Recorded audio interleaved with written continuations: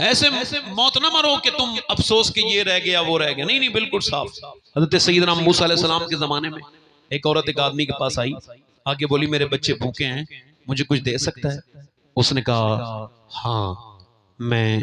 دے سکتا ہوں، مگر میں تجھے پسند کرتا ہوں، مجھے ایک رات میں ایک عورت کی ضرورت ہوتی ہے بدکاری کرنے کے لیے، تو رات کو آ جانا، وعدہ کر دے دوں گا۔ اس نے کہا میں مجبور ہوں، مگر مسلمان ہوں، ایمان اپنا نہیں خراب کروں گی، اپنا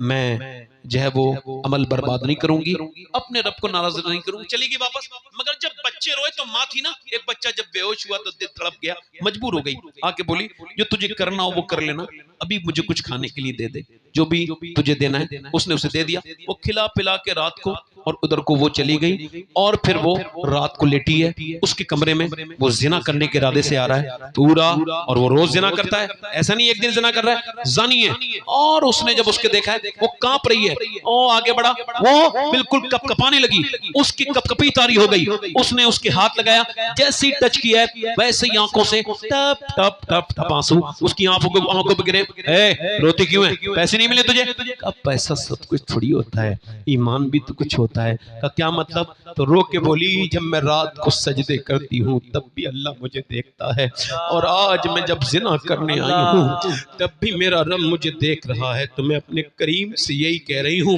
اے میرے بے پناہ طاقتوں والے،